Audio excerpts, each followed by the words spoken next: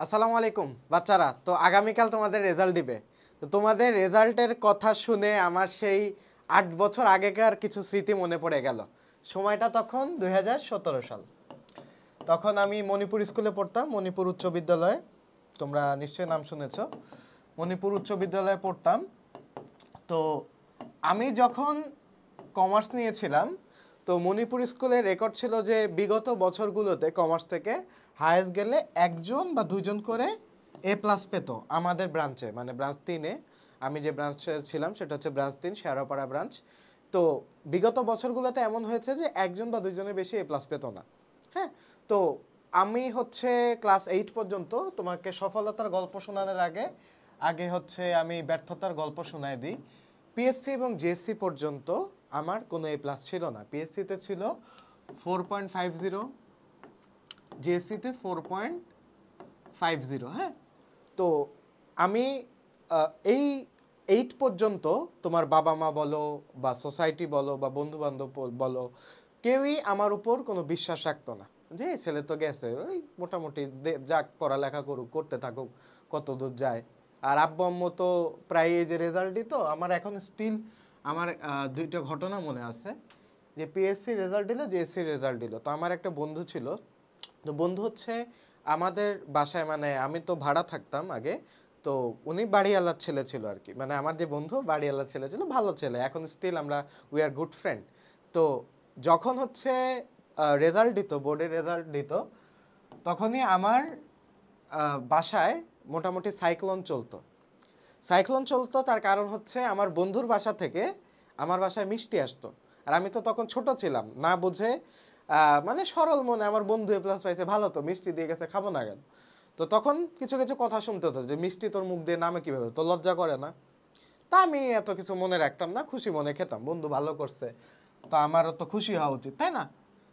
তো জিএসসি রেজাল্টের পরে আমার বাবা একদিন এসে বলল যে মানে মন খারাপ, নর্মালি তো আমাকে বকাঝকা করে বা মারধর করে, বাট ওই টাইমে আমাকে জিএসসি রেজাল্টের পরে এসে বলল যে আমার অফিসের প্রত্যেকটা কলিগের ছেলের ভালো রেজাল্টের মিষ্টি আমি খাচ্ছি।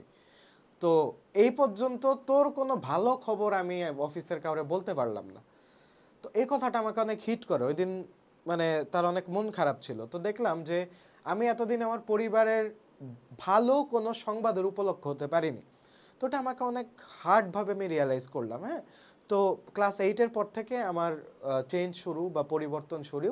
ক্লাস 9 থেকে আমি শপথ করলাম যে আমি খারাপ স্টুডেন্ট ঠিক আছে, কিন্তু আমি কতটুকু পরিশ্রম করতে পারি এটা আমি দেখব, বা আমি অ্যাকচুয়ালি আমার লিমিট কতটুকু, বা আমি পড়াশোনা করলে আমি পারি কি না সেটা আমি চেক করব। তো নবম শ্রেণী থেকে ক্লাস 9 থেকে আমি তোমার অসৎসঙ্গ ছেড়ে দিলাম। মানে আমার অসৎসঙ্গ না, ফ্রেন্ড সার্কেল ভালোই ছিল, জাস্ট খেলাধুলার নেশা ছিল। আমি খালি কিছু হলে ক্রিকেট খেলতে চলে যেতাম, রানওয়ের মাঠ ছিল, খালি ব্যাট বল নিয়ে চলে যেতাম, কিভাবে পিচ ধরবো, কিভাবে বাজি খেলবো, এগুলো তোমার হচ্ছে তখন মাথায় চিন্তা ভাবনা ছিল। হ্যাঁ। বাজি বলতে ওই বাজি না, মানে কোকের বাজি। আমরা হচ্ছে কোক বাজি, মানে 2 লিটার 5 লিটার এভাবে কোকের বাজি ধরতাম। ঠিক আছে। তো ক্লাস 8 পর্যন্তই খেলাধুলার মধ্যেই গেছে। তো আমি আমার সার্কেল সবার আগে ছাড়লাম যে আমার এই সার্কেলে থাকলে আমি ওই খেলাধুলার মধ্যেই থাকবো, আমার আর জীবনে উন্নতি হবে না। তো সার্কেল আস্তে আস্তে আস্তে আস্তে সার্কেল বাদ দিয়ে দিলাম। হ্যাঁ। তারপর নিজে সম্পূর্ণভাবে মানে একা হয়ে গেলাম। একা হয়ে গেলাম কারণ জীবনে যখন তুমি অনেক বড় কিছু করবে বা যখন ভালো কিছু করতে যাবে, তোমাকে মাস্ট একা হতে হবে। জীবনে যারাই সফল দেখবা ব্যাকগ্রাউন্ডে অনেক দিন ধরে গায়েব ছিল, অনেক দিন ধরে গায়েব ছিল, তাদেরকে তুমি খুঁজেই পাবা না। হ্যাঁ। তোমার ভালো স্টুডেন্ট বলো বা আশেপাশে যারাই দেখবা সফল ব্যক্তি, ব্যাকগ্রাউন্ডে অনেক দিন ধরে গায়েব থাকে। বা বিভিন্ন যারা বিজ্ঞানী থাকে, যারা আবিষ্কার করে, বড় বড় আবিষ্কার করে, তারা ব্যাকগ্রাউন্ডে অনেক দিনের জন্য গায়েব থাকে। তারা যখন কামব্যাক করে তখন হচ্ছে ভালো কিছু নিয়ে কামব্যাক করে। তো আমিও মানে চেষ্টা করতেছিলাম, মানে এখানে তো বিজ্ঞানী হওয়ার কিছু না, আমি জাস্ট চেষ্টা করতেছিলাম যে আমি আমার নিজেকে আবিষ্কার করার। তো নিজেকে আবিষ্কার করলাম ক্লাস 9-এ। অনেক পড়াশোনা করলাম, রেগুলার একটা রুটিন লাইফ লিড করলাম, 5 ওয়াক্ত নামাজে যেতাম, জাস্ট নিজে একটু রিল্যাক্সের জন্য মাঠে হেঁটে আসতাম। হায়েস্ট গেলে হচ্ছে তোমার মসজিদে হচ্ছে কিছু বক্তব্য শুনতাম। তখন মসজিদের সাথে অ্যাটাচমেন্টটা ছিল, মানে একদম আইডিয়াল স্টুডেন্ট বলতে যাবো যায় সেটাই। এবং সারাক্ষণ পড়াশোনা করতাম। হ্যাঁ। সেই ভোরে যখন কেউ ওঠেনি তখন আমি উঠতাম, আজানের টাইম উঠে পড়ালেখা করতাম।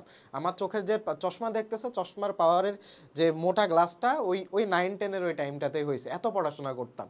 হ্যাঁ, একটা লাইট জ্বালায়, টেবিল ল্যাম্প জ্বালায় আমি পড়াশোনা করতাম। তো ক্লাস 9 থেকে পড়াশোনা করা শুরু করলাম। ক্লাস 9-এ রোল ছিল 245, ক্লাস 10-এ হলো ডিরেক্ট 1। হ্যাঁ, তো তারপর থেকে আর পিছনে তাকাতে হয়নি। আমি মোটামুটি কনফিডেন্ট ছিলাম যে আমি এসএসসিতে ভালো একটা কামব্যাক দিব, ভালো একটা রেজাল্ট দিব। হ্যাঁ, বা অ্যাটলিস্ট আমার কনফিডেন্স ছিল যে আমি জিপিএ 5 পাবো। কিন্তু ভালোটা যে এতটাও ভালো হবে এটা আমি বুঝতে পারিনি। তো রেজাল্টের আগের দিনের কথা বলি, তোমরা রিলেট করতে পারবে। রেজাল্টের আগের দিন আমার মানে নার্ভাসনেসে মানে কাশি উঠতে শুরু করলো, বমি করলাম 2-1 বার। হ্যাঁ, কারণ আমার উপর এক্সপেকটেশনের প্রেশার ছিল অনেক, যেহেতু আমি স্কুলের রোল 1 ছিলাম এবং প্রত্যেকে মোটামুটি এটা শিওর রাখছে যে আর কেউ না হোক এই ছেলেটা জিপিএ 5 পাবে। তো এক্সপেকটেশনের প্রেশারটা আমাকে কুড়ায় কুড়ায় খাচ্ছিল যে বাই এনি চান্স আমি যদি A+ মিস করি আমারে তো কেউ আস্ত রাখবে না। ঠিক আছে, তো রাত গেল, রাতে আমার ঘুম হয় না, আমার স্টিল খেয়াল আছে ওই দিন রাতে আমি ঘুমাই নাই, মানে পরীক্ষার রেজাল্টের আগের দিন। পরের দিন হচ্ছে রেজাল্ট রেজাল্ট দিবে। আমার হচ্ছে মণিপুর স্কুলে আমাদের সায়েন্সের আমার এক খুব ভালো ফ্রেন্ড ছিল। ওই ফ্রেন্ডটা হচ্ছে এখন ওর নিজেরই এডটেক আছে, আলাদা একটা বড় এডটেক আছে, নিজের ভালো করতেছে, সাস্টে পড়াশোনা করে। তো সায়েন্সের আমার ফ্রেন্ড ছিল, ও আর আমি খুব ভালো বন্ধু ছিলাম। জিএসসির পর থেকে ও আর আমি একসাথেই মোটামুটি পড়াশোনা করতাম। এসএসসির মানে এসএসসি যে এক্সামগুলো, ও হচ্ছে সায়েন্সের ছিল, আমি কমার্সের ছিলাম। তো আমরা একসাথেই হচ্ছে যাওয়া আসা করতাম, গণিত পরীক্ষার প্রিপারেশন একসাথেই নিয়েছিলাম। হ্যাঁ, তো এলাকায় বেড়ে ওঠা ওর সাথেই। তো আমার ওই সায়েন্সের ফ্রেন্ডটা আর আমি সকালে বের হলাম। হ্যাঁ, তো বের হয়ে প্রথমে তো ওই টাইমটাতে তো তোমার কম্পিউটার ল্যাপটপের এতটা অ্যাভেলেবিলিটি ছিল না। হ্যাঁ, অ্যাভেলেবেল ছিল বাট এতটাও অ্যাভেলেবিলিটি ছিল না। তো মাঝখানে কিছু একটা মজার ঘটনা হয়েছে, ওইটা শেয়ার করি তোমাদের সাথে। আমার এক বড় ভাই ছিল। হ্যাঁ, তো ওই বড় ভাই আমাকে হাত দেখে বলতেছে তুমি তো A+ একটুর জন্য মিস করবা। তো ওইটা শুনে আমার গেল মনটা খারাপ হয়ে। হ্যাঁ, মানে ওই টাইমটাতে মানে জিনিসটা এত ভালনারেবল যে এটা তো হাত দেখা, তোমার শিরক, এগুলো তো বিশ্বাস করতে হয় না। তাও উনি বলতেছে আমি তো অনেকের হাত দেখছি, তোমার হাতটা দেখি। হাত দেখেও আমার বলতেছে যে তোমার তো একটুর জন্য জিপিএ 5 মিস হবে। তো এটা বললো, আমি আর বেশি মানে মোরাল একটু ডাউন হয়ে গেছে। তো পরবর্তীতে যখন রেজাল্ট দিবে তখন হচ্ছে আমি আমার আরেক বড় ভাইয়ের বাসায় গিয়েছিলাম ওয়েবসাইটে রেজাল্ট চেক করার জন্য। হ্যাঁ, তো ও ওয়েবসাইটে রেজাল্ট চেক করার জন্য এটা পরে গিয়েছিলাম, তোমাদেরকে ঘটনা বলি।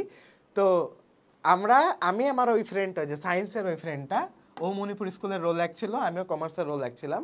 তো ওই ফ্রেন্ডটা আর আমি বের হয়েছি রেজাল্ট চেক করার জন্য। তো আমরা মসজিদে গেছিলাম। হ্যাঁ, তো মসজিদে যে জোহরের নামাজ আদায় করছিলাম আর আমরা SMS দিয়ে রেখেছিলাম। হ্যাঁ, তো ওই টাইমে তো ওয়েবসাইট ল্যাগ করে আমরা জানি, তো শুরুর দিকে আমরা SMS দিয়ে রেখেছিলাম যে রেজাল্ট আসছে কিনা। তো মসজিদে নামাজ পড়লাম, নামাজ পড়ে সালাম ফিরায় মেসেজ চেক করলাম, দেখলাম জিপিএ 5। তো আমার ওই ফ্রেন্ডটা মেসেজ চেক করলো জিপিএ 5। তো দুজন মানে মানে অনেক খুশি হয়ে গেছিলাম। বের হয়ে তারপরে আমরা ওয়েবসাইটে রেজাল্ট চেক করতে, কারণ মেসেজে জাস্ট আছে যে তোমার টোটাল রেজাল্ট কি। আমার টোটাল রেজাল্ট ছিল জিপিএ 5। এখন জিপিএ 5 এটা কি গোল্ডেন নাকি, এখন হচ্ছে গোল্ডেন নিয়ে চিন্তা ভাবনা হচ্ছিল। যাক, জিপিএ 5 পেয়ে গেছি।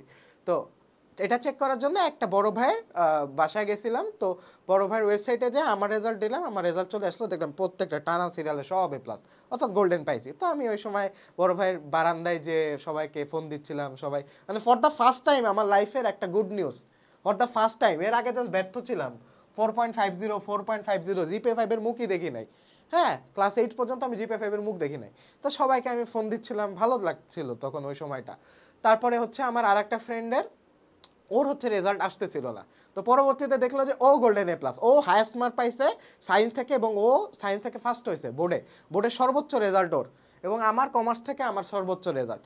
তো খুবই ভালো লাগার ব্যাপার ছিল। এবং ফর দ্য ফার্স্ট টাইম আমাদের মণিপুর স্কুল ব্রাঞ্চ 3-এ 18 জনের মতো A+ পাইছিল। আমরা 3 জন গোল্ডেন ছিলাম, রোল 1, 2, 3, আমরা টানা সিরিয়ালে 3 জন গোল্ডেন ছিলাম। হ্যাঁ, এবং পরবর্তীতে আমি যখন বোর্ড রেজাল্ট হয় তখন জানতে পারি যে আমি ঢাকা বোর্ডে 7ম হয়েছিলাম, বৃত্তীয় ছিল।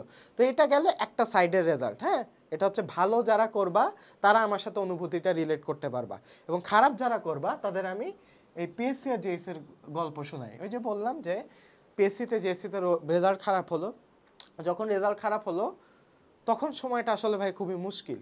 হ্যাঁ, নিজেকে ব্যর্থ লাগে, মন খারাপ থাকে তখন কারোর সাথে কথাবার্তা বলতে ইচ্ছা করে না, এবং তোমার বাবা মা এসে কথা শোনায় বা তোমার আত্মীয় স্বজন এসে কথা শোনায়, আত্মীয় স্বজনের নানা রকম অমুক তমুক দেখবা, তোমার কাজিন মাজিন এসে বলবে যে এই রেজাল্ট কিরে কি অবস্থা, এবং আচানকভাবে মানে আচমকাভাবে ওই রেজাল্টের দিনই দেখবা তোমার 14 গোষ্ঠী তোমার যে চিনে না, আশেপাশে পাড়া প্রতিবেশী সবাই তোমার খুঁজে খুঁজে বের করবে, খুঁজে খুঁজে বের করে তোমার রেজাল্ট জিজ্ঞেস করবে।